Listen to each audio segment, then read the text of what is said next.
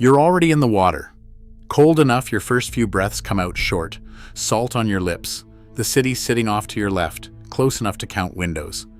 Your arm comes up, goes back down, and you lose sight of your hand past the elbow.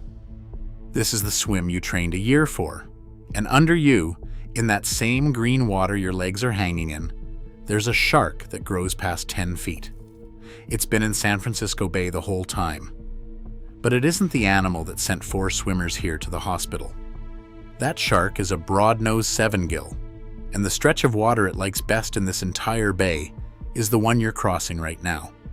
Biologists with the Save Our Seas Foundation have been tagging sevengills in and around the Golden Gate for years, and KQED's science desk has covered the work. The big ones run past 300 pounds. They're called sevengills because they carry 7 gill slits on each side, instead of the 5 almost every other shark on Earth is built with. This bay is different from every other body of water in America for one reason. You already know what it looks like. The shape of it is on postcards and screensavers, Alcatraz parked out in the middle, the orange bridge across the mouth, ferries crossing all day. Millions of people look at San Francisco Bay every morning. Thousands of them get into it. Almost none of them could name 3 things living in it. The mouth of the bay is the Golden Gate Strait, and it works like a door.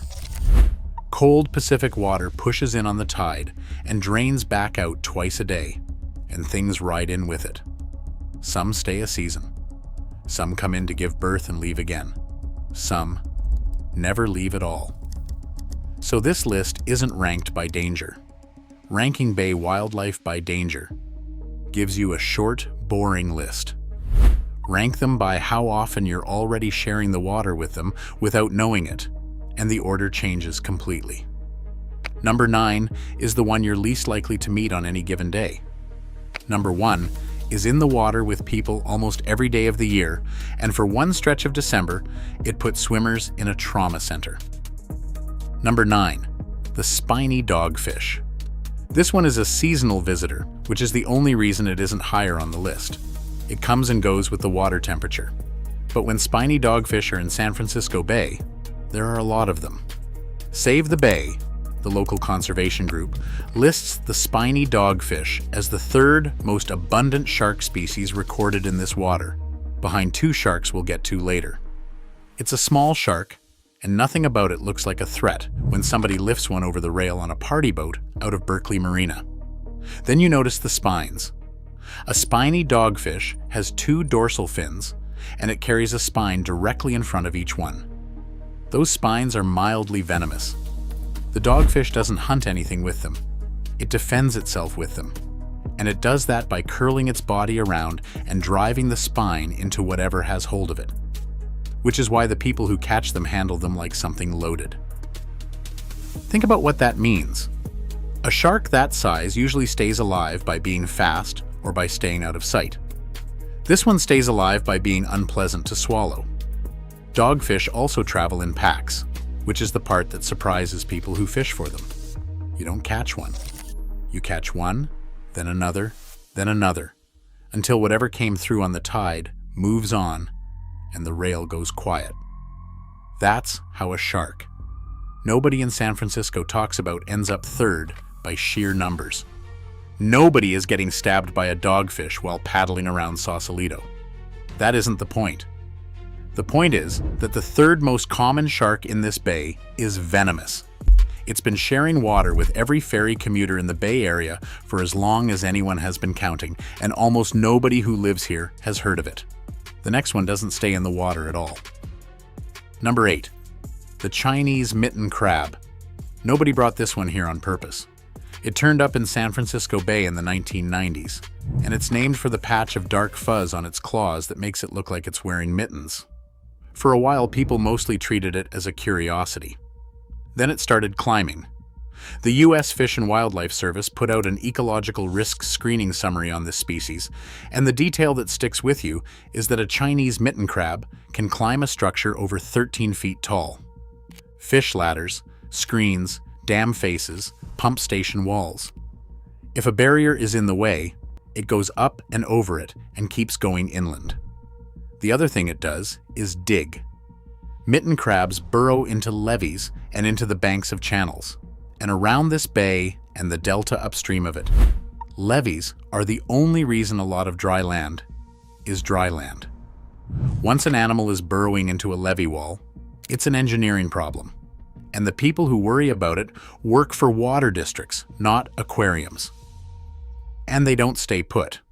Mitten crabs spend most of their lives in fresh water upstream, then run back down into the brackish water of the bay to breed, and the young ones climb their way back up again. Those migrations move through the same water people fish and paddle in numbers that boom and crash for reasons nobody has fully pinned down. So this is the entry that isn't about swimming at all. If you've walked a levee trail out past Fremont, or driven the delta roads with water sitting higher than the fields on the other side of the embankment, you've been standing on the part of this estuary the mitten crab is working on. The next animal on the list has been in this estuary a lot longer than the levees have, and the biggest one ever pulled out of it was about 100 years old when somebody finally got it into a boat. Quick thing, before number 7. If you swim, paddle, fish, or just wade into water where you live, put your state and the name of the body of water in the comments. I read them, and a lot of what ends up on this channel starts there. Number 7. The white sturgeon. On a Saturday in July of 1983, a 21-year-old deckhand from Crockett took his 18-foot boat out near Benicia, at the north end of the San Francisco Bay estuary where the water narrows into the Carquinez Strait. Joey Pilata cast once. 5 minutes later, something took the bait and came out of the water in front of him, and by his own account, he went into shock at the sight of it. The fight went on for hours. He ended up leaving his own boat for a bigger one to finish it. What he brought in was 9.5 feet long, about 5 feet around, and when the state's Department of Fish and Game weighed it on certified scales, it came in at 468 pounds. Biologists estimated the fish was around 100 years old. That's still the California state record, and it's still the all-tackle world record for a white sturgeon anywhere on Earth. Not because nothing bigger exists, because California later made it illegal to keep the big ones, so the record can't be beaten by rule. Every giant hooked in this estuary since then has gone back into the water. Sit with that for a second. The rule that froze the record is the same rule that guarantees fish, like that, are still down there, in the brown water above San Pablo Bay, in the shipping channels, under the Benicia Bridge that thousands of people drive across every single day. White sturgeon aren't hunting anybody. They're bottom feeders, built like something that missed the memo on the last 100 million years. No scales, just rows of bony plates down the back, like armor on an old ship, and a snout that drags through the mud with whiskers hanging off it, feeling for clams. A fish, the age of the one Pilata caught, would already have been swimming past Benicia when the Bay Bridge went up. But a 100-year-old, 9-foot animal is moving around under the same water where people water ski in the summer, and almost none of them know it. The next one doesn't just live in this bay. It gives birth in it, in 2 specific places, on a schedule you could put on a calendar. Number 6. The harbor seal. Everybody knows what a harbor seal looks like, which is why it's on this list. What almost nobody knows is that this is the last native sea mammal that still gives birth inside San Francisco Bay. There are 2 main places it happens. One is Maury Slough, in the Don Edwards San Francisco Bay National Wildlife Refuge at the south end of the bay, past the salt ponds. The other is Castro Rocks, the low rocks under the Richmond-San Rafael Bridge. The National Park Service and Bay Nature have both documented the pupping season, and it runs from the middle of March through May. Which means that every spring, while people are dragging kayaks off roof racks in Point Richmond, a stretch of this bay turns into a maternity ward with rules attached. There are posted distance limits around both sites, and they exist because a mother pushed off a haul out too many times can end up separated from her pup. So, if you've paddled out in April and had a dark head surface a few yards off your bow and watch you the whole way past, You were closer to somebody's nursery than you probably realized, in the season when it matters most. None of the animals so far has ever put a swimmer in a San Francisco emergency room. One animal on this list has 4 times in under a month, and we're getting there. But first, the shark from the opening. Number 5. The broad-nosed sevengill shark. This is the biggest shark that actually lives in San Francisco Bay, year-round, as a resident population rather than a once-a-decade sighting. The big ones run past 10 feet and over 300 pounds, and the name comes from the gills, 7 slits on each side. Almost every shark alive has 5. The sevengill is built on an older design than that, which is part of why researchers keep tagging them. The Save Our Seas Foundation runs a sevengill research project on this population, and kayaked has reported on the work. The waters around the Golden Gate Bridge, the strait itself, are documented as preferred habitat. Look at where that is on a map. The Golden Gate is the mouth of the bay. It's the water under the bridge, the water the Alcatraz swim crosses, the water sailboats tack across on a Saturday afternoon, and container ships come through at dawn. And a sevengill is not a plankton feeder. It's a broad-jawed predator with a mouthful of comb-shaped teeth, and it takes other sharks, rays, and seals.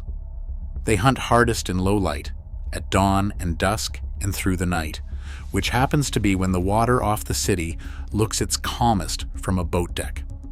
So, why has nobody you know ever seen one? Because of the thing you noticed in the first 30 seconds of this video.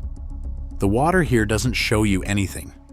It's cold, it's green with sediment, and past your elbow, it may as well be a wall. A 10-foot animal can pass underneath a swimmer at noon on a clear day, and the swimmer never knows. Nothing breaks the surface. No shape shows up underneath them. And they get out of the water with nothing to tell anybody about. The bay isn't hiding anything from you. You just can't see. The next one spends its life on the bottom, in water shallow enough to stand up in. Number 4. The bat ray. A bat ray is not a small animal. Wingspans over 4 feet have been reported in this bay, and they hold themselves off the bottom with a slow flap that looks exactly like something flying. They live here year-round, in the shallow parts, over the mudflats and eelgrass beds. Shallow is the word that matters. When you wade out from a beach in Alameda, or drag a paddleboard across the mud at low tide near Coyote Point, you're walking through bat ray water. They feed by settling onto the bottom and digging clams and crabs out of the mud, and a feeding bat ray with silt across its back is invisible from a few feet away. There's a spine near the base of the tail. It's a defensive weapon, and the way people get hurt by rays anywhere in the world is by putting a foot straight down onto a buried one. Here's the part I like about this animal. For decades, the bat ray was the villain of California's oyster beds. Growers watched their oysters get wrecked, blamed the rays, and trapped and killed them by the thousands, because the rays were the biggest thing around and they were obviously eating something down there. Then researchers actually looked at what was in the rays' stomachs. According to the Monterey Bay Aquarium and the National Park Service, bat rays rarely eat oysters at all. Crabs were eating the oysters, and bat rays eat crabs. So every ray those growers killed made the problem worse. They spent years removing the one animal that was on their side.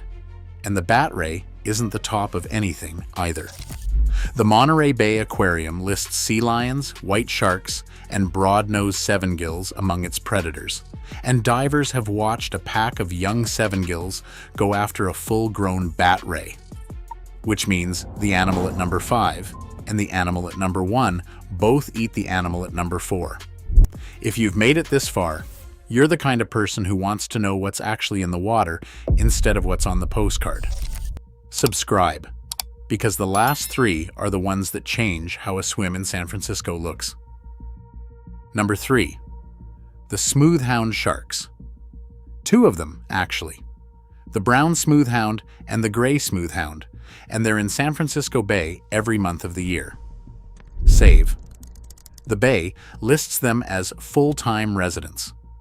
The sharks people picture are ocean animals that wander into a bay now and then. Smooth hounds are the reverse. They use this estuary on purpose, and they use it for the most important thing an animal does. Most fish lay eggs and leave. Smooth hounds are among the sharks that give live birth, and this bay is where they do it. The shallow, warmer, food-heavy water of a big estuary is a nursery, and brown and gray smooth hounds come into San Francisco Bay in spring and summer to pup. Now read that back against a calendar. Spring and summer is when this bay fills up with people. That's the swim season, the kayak season, the paddleboard season, the week the Alcatraz crossing sells out. So the honest picture is this. On a warm Saturday in June, somewhere between the Bay Bridge and the South Bay mudflats, there are newborn sharks in the same water as a beginner paddleboard class. Neither one is a danger to the other. Smooth hounds eat crabs and small fish, with flat, crushing teeth built for that job. People around here call this the water by the city. Ask a biologist and it's a nursery. That's 2 of the 3 most common sharks in the bay accounted for. The third one is the one that made the news over and over for dying. Number 2. The leopard shark. If you have ever seen a shark in San Francisco Bay, this is almost certainly the one you saw. Leopard sharks are the most common shark in this water. They're the ones cruising the shallow flats in summer, the ones with the dark saddles down the back that got them the name. They're not dangerous to swimmers. Their mouths are built for crabs, worms, and fish eggs. And 3 times in recent memory, they've died here in numbers nobody could ignore. In 2011, then again in 2017, then again in 2019, leopard sharks started washing up dead around the bay. Not 1 or 2. Enough that CBS News covered it. Enough that people were finding them on beaches and in the sloughs. The cause was a parasite called Miamiensis avidus, and what it does to a leopard shark is get into the head. The animals came in disoriented, swimming wrong, and died in the shallows where everybody could see them. Now put that next to what the California Department of Fish and Wildlife has been researching in this bay, which is neonate leopard sharks. Newborns. Because this bay isn't only where these sharks live, it's where they're born, same as the smooth hounds. So those die-offs weren't ocean sharks passing through and getting unlucky. They hit the population that uses San Francisco Bay as a home and a nursery, 3 separate times in years when people were swimming in it. It made the local news each time, and then it went quiet again. Every animal on this list so far shares water with people constantly and mostly ignores them. That stops at number 1. Number 1. The California sea lion. This is the animal everybody can already name. They're the reason Pier 39 has a crowd standing over it at 10 in the morning, dozens of them hauled out on the floating docks, barking, stacked on each other, photographed by people who flew across the world for it. And to reach those docks, sea lions swim through the cove at Aquatic Park. That isn't a theory. The San Francisco Maritime National Historical Park describes the cove as a transit area for animals heading to Pier 39. Aquatic Park is also where the Dolphin Club and the South End Rowing Club swim, every morning, all year, in water most people wouldn't put a foot into. On the afternoon of December 14, 2017, a swimmer named Christian Einfeld was heading toward the mouth of that cove when a sea lion started trailing him. He said afterward that he felt threatened and that he had warning. But he was a quarter mile from shore with nothing he could do about it. The bite was bad enough that police reached him first and put a tourniquet on before handing him to paramedics. He went through more than 1 surgery. The next morning, just after 8, it happened again. A man in his 60s, swimming the same cove. A witness watched a sea lion come up from underneath and take hold of the inside of his thigh. He got back to shore with help from a rowing club member and went to the hospital with 3 deep lacerations in his upper leg. He said later that the cold water probably kept him from losing more blood than he did, and that if the bite had found his femoral artery, it would have killed him. 2 attacks in under 24 hours in the most swum stretch of water in Northern California. The National Park Service closed Aquatic Park Cove that Friday. A 3rd swimmer was bitten in the same December week. Then in January of 2018, a woman was bitten on the leg just before 7 in the morning, and that made 4 in under a month.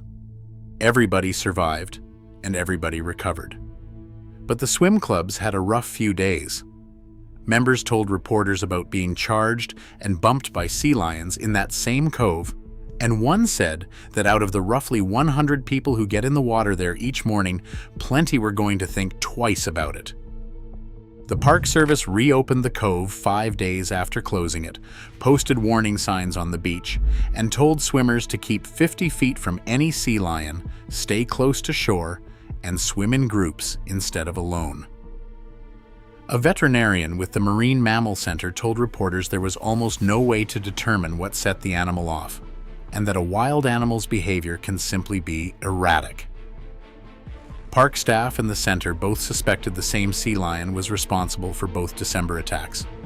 Nobody has ever produced a cleaner answer than that. And that's this Bay in One case file. It wasn't the sevengill under the Golden Gate. It wasn't the newborn sharks out on the flats in June. The animal that put 4 people into San Francisco hospitals was the one on the postcards, the one in the tourist photos, the one everybody already knew the name of. Aquatic Park is open. People swim it before work every morning of the year. And the water looks exactly the way it looked in December of 2017.